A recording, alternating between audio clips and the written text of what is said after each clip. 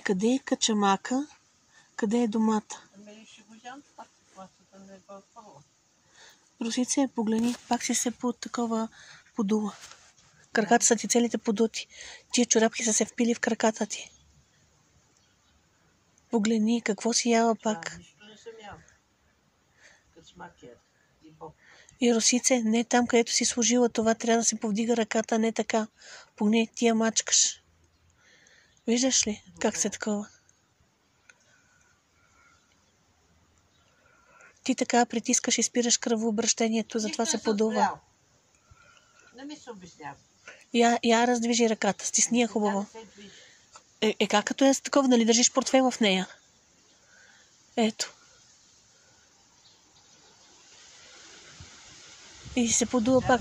Подула си в очите. Отводняващи не пиеш, пие отводняващи, бе жена. Погледни как се подула като кюфте. Като кюфте си се подула.